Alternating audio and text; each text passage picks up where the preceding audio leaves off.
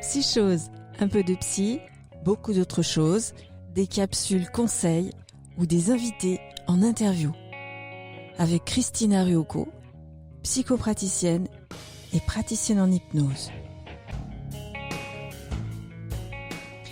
Bonjour à tous, bonjour à toutes, c'est Christina Ryoko avec vous aujourd'hui pour un épisode de Psychose.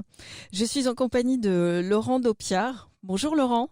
Bonjour Christina, comment vas-tu ? Je vais bien. Alors comme je te le disais à l'instant, il fait presque aussi chaud qu'à La Réunion dans mon studio. Car tu es à La Réunion, c'est bien ça ? Oui, exactement, c'est bien ça, dans le nord de l'île, sur Saint-Denis, dans la capitale. Alors Laurent, on s'est rencontrés, on peut le dire, on s'est rencontrés à l'Arche, sur les bancs de l'Arche, en train d'étudier pour être praticien en hypnose. Et donc toi, tu es donc praticien en hypnose, mais tu étais déjà maître Reiki, sophrologue.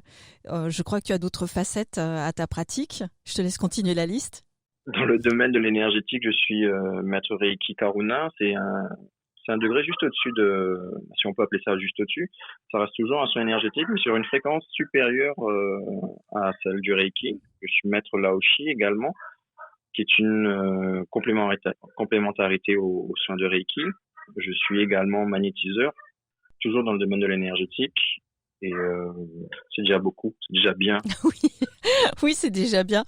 Alors justement, pour simplifier les choses, est-ce que tu peux m'expliquer pourquoi les gens font appel à ces domaines, dans quel cadre, enfin, dans quelles circonstances ils font appel à toi ?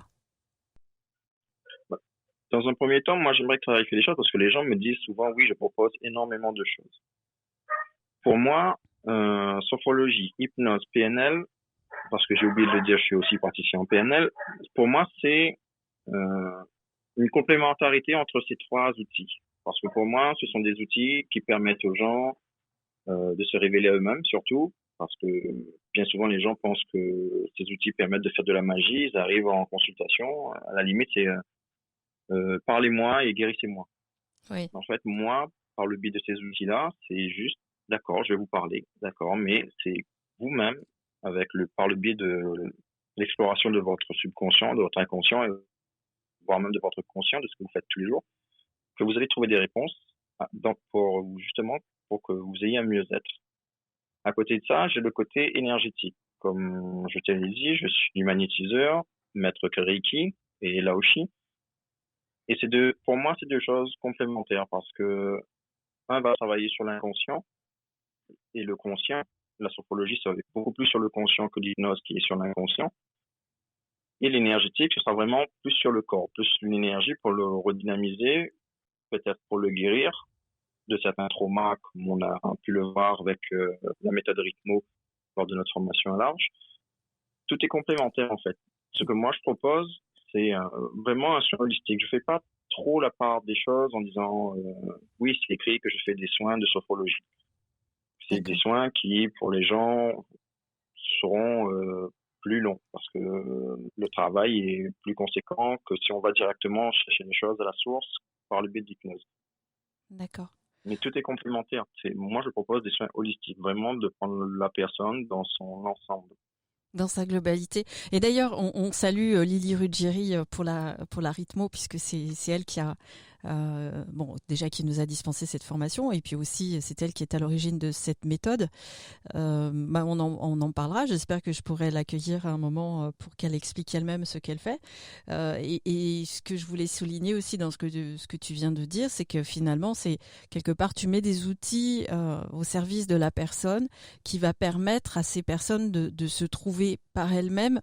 Alors que la croyance au départ, c'est on arrive chez toi et puis c'est toi qui vas tout faire, etc. Mais en fait, tu aides plutôt la personne à se transformer elle-même et à se régénérer peut-être quelque part.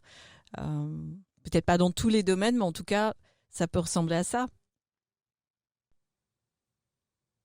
C'est exactement ça. Lors de la formation à l'Arche, je me rappelle qu'une des formatrices, PRV comme on les appelle, nous disait nous sommes des baladeurs de conscience. On emmène la conscience de la personne à un niveau, quel qu'il soit, à l'intérieur d'elle-même, parce qu'on ne peut pas quantifier, on ne peut pas explorer pour la personne. Et là, face, euh, face à ça, un peu comme une porte, elle va l'ouvrir et elle va trouver des réponses qu'elle aura besoin à ce moment-là pour ce qu'elle est venue voir. Parce que bien souvent, moi, j'ai des retours de personnes. Oui, j'ai peur que ça ouvre quelque chose, que j'ai peur. Oui, j'ai peur que tu me fasses faire la poule, le chien, etc. Déjà, ça, je sais pas faire. Mm. Ça, c'est quelque chose que je ne peux pas faire parce que pour moi, c'est pas forcément éthique et pas forcément bénéfique pour la personne. Je vois pas qu'est-ce que ça apporte à quelqu'un de faire le chien. Mhm. Je vois pas l'intérêt, personnellement. Mais je fais vraiment une hypnose thérapeutique, orientée vers la solution. Et je trouve que ça, c'est vraiment le mieux pour la personne, quoi. Oui, oui, tu fais bien tu fais bien de faire la distinction entre l'hypnose de spectacle, qui n'est pas du tout dans le même état d'esprit, de l'hypnose thérapeutique ou orientée vers une solution de la personne et qui est vraiment unique. Mais justement, qu'est-ce qui, toi, t'a donné envie de te former dans tous ces domaines? C'est quoi au départ ton envie? J'ai commencé par la sophrologie parce que je suis un grand passionné de psychologie depuis toujours. Je suis plus Jung que Freud d'ailleurs, pour ceux que ça intéresse. Euh, et j'ai découvert lors de ma formation en sophrologie que Jung justement, il s'intéressait justement au côté énergétique parce qu'il avait une sœur qui était médium. C'est tiens, je retombe, je suis sur ma ligne droite, je suis sur ma lignée. Mais surtout la sophrologie, je m'y suis mis parce que toujours dans ce rapport à l'autre, dans le côté bien-être, dans le côté d'apporter du soin à la personne et de l'aider à aller mieux. Et puis parce que je suis de base un empathe et que j'ai fait des études d'infirmier, donc toujours dans le soin de la personne et ces choses-là. Et une fois le diplôme, presque sur la fin de la formation de sophrologie, j'ai eu une discussion avec un ami, Hervé Delage, qui travaille sur Marseille, dans le 6e, qui a un cabinet, lui aussi, et qui nous disait que beaucoup de gens viennent le voir et lui demandent est-ce qu'on fait de l'hypnose. Et après quelques recherches, j'ai trouvé que en fait la sophrologie découlait directement de l'hypnose. Et là, je me suis dit, tant qu'à faire, un travail sur le conscient, la sophrologie, complétons le soin par le traitement et l'aide et le travail sur l'inconscient avec l'hypnose. À partir de là, j'ai commencé à faire ça. J'ai commencé à m'intéresser à l'hypnose et je me suis dirigé vers l'Arche, qui est une école sur Aix, où il y a un formidable, vraiment super équipe et un formateur extraordinaire, Monsieur Bruno Suras. Oui, qu'on salue. Et Enfin, je salue Bruno et tous les autres formateurs qui ont vraiment fait. Enfin bon, on est ravis. On est passé entre leurs mains, on est ravis. Voilà. ouais. Et moi, J'avais. j'ai eu la chance de voir Kevin Finel quand il est passé sur Marseille. Bon, à partir de là, c'est acté. Hein. Ouais. Il faut que je sois hypnotiseur, en fait. Et à partir de là, c'est parti. Il y a un travail jusqu'à aujourd'hui. D'ailleurs, de toute façon, je me remets toujours en question. Je travaille toujours. Il y a toujours 4-5 livres qui arrivent par mois pour travailler dessus, que ce soit sur la sophro, sur l'énergétique, l'hypnose et autre chose. Et pour répondre à ta question sur le côté énergétique, en fait, depuis que, avant de venir sur Marseille, j'ai voulu travailler dans l'énergétique parce que pour moi, pas tout peut découler pas tous les soins peuvent aider à guérir par la parole ou par les soins dits traditionnels. Il y a aussi des choses que l'on peut aider, je dis bien aider et pas guérir de façon totale et par l'énergie. J'ai voulu devenir maître Reiki, mais j'ai pas eu le temps, j'ai pas pu le faire à La Réunion et j'ai eu la chance de venir sur Marseille, de trouver un maître, monsieur Richard Ortega, qui travaille sur Marseille et Gardanne. De là, j'ai fait tout mon cursus avec lui. J'ai eu l'occasion de faire Karuna parce que c'est pas quelque chose que l'on propose, que beaucoup de professeurs de maîtres Reiki proposent. J'ai eu la chance de faire avec lui. Et le magnétisme, j'ai appris à La Réunion avec une femme qui s'appelle Audrey Kovacic. Toujours dans cette idée de aider les autres à aller mieux, les aider à guérir, les aider à aller mieux, surtout plus que de les guérir. Et après, si je peux les guérir, tant mieux. Mais il faut préciser que tous les soins que je propose ne peuvent et doivent être couplés avec une médecine traditionnelle. Oui, c'est ça. C'est que la médecine douce peut renforcer la guérison, mais quand elle a lieu, enfin, je veux dire, faut surtout pas qu'on se mette à remplacer la médecine traditionnelle, enfin, conventionnelle, on va dire plus exactement. Ouais. Ça n'a rien à voir. Si on peut être le plus qui mène à la guérison, c'est déjà le contrat est rempli. Je voulais te demander justement, pour toi, quelle est la première chose pour laquelle on doit commencer à travailler pour aller mieux? Dans ta pratique, vers quoi tu amènes d'abord les personnes qui viennent te voir? À se reconnecter à eux-mêmes. C'est une base que j'ai appris en sophrologie, que l'on retrouve en Reiki de niveau 1, et se rallier au corps. Parce que bien souvent, dans l'époque dans laquelle on vit, on s'oublie. On oublie de prendre le temps pour soi, on oublie le temps de prendre pour se soigner, pour bien manger, pour bien dormir. Vraiment, on peut pas dissocier toutes les parties du corps ou bien toutes les parties de notre vie.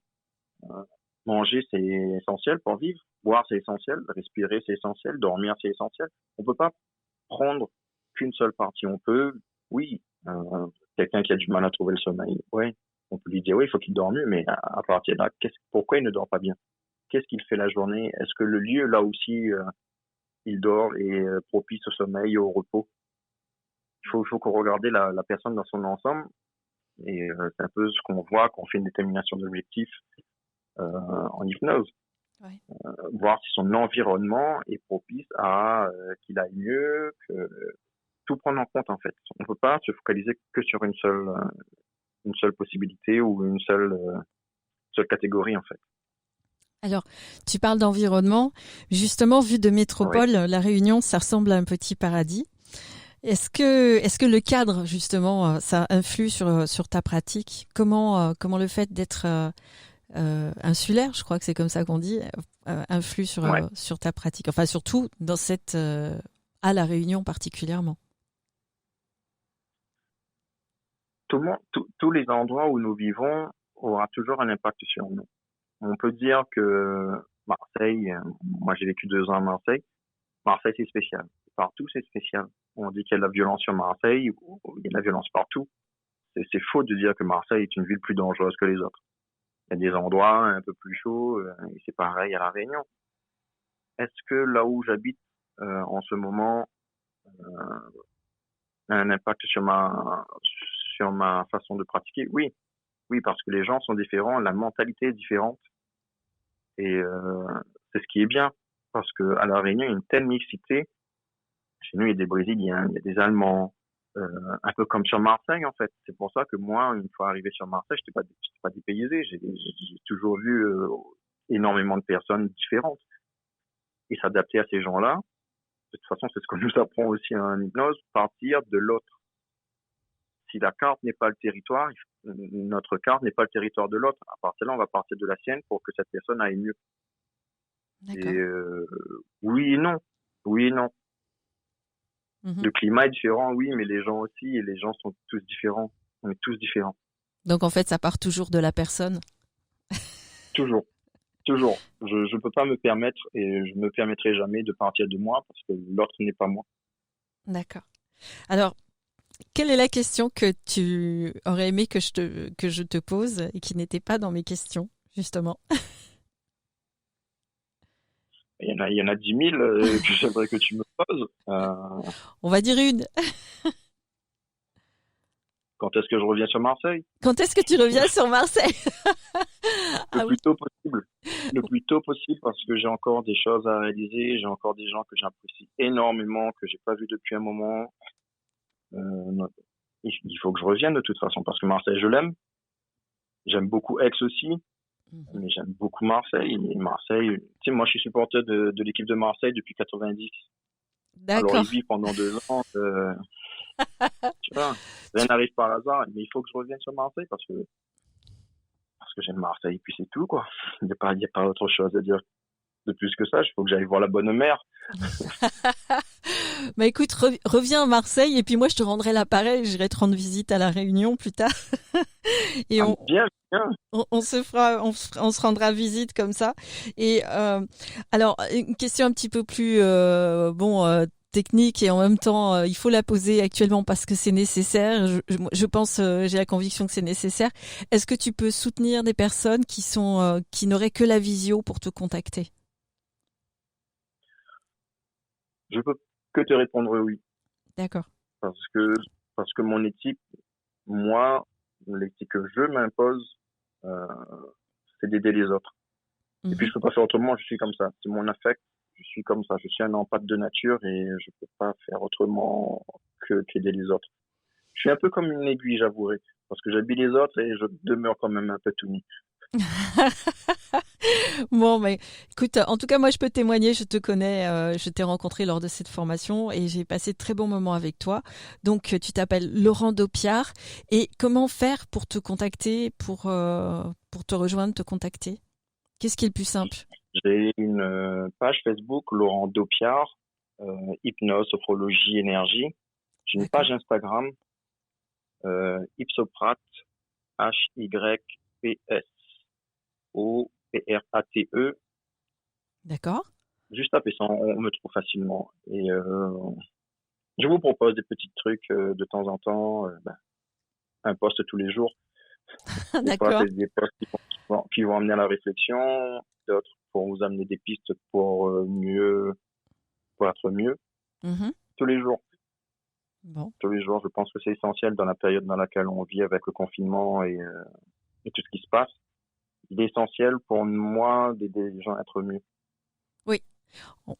Eh ben écoute, je te remercie en tout cas de m'avoir consacré ce temps, d'avoir eu de la patience pour me permettre de t'interviewer avec toutes les difficultés techniques, hein, puisqu'on s'est mis d'accord. Je veux dire, moi je suis en métropole et puis toi tu es à La Réunion, donc ça a pris du temps. Merci beaucoup Laurent.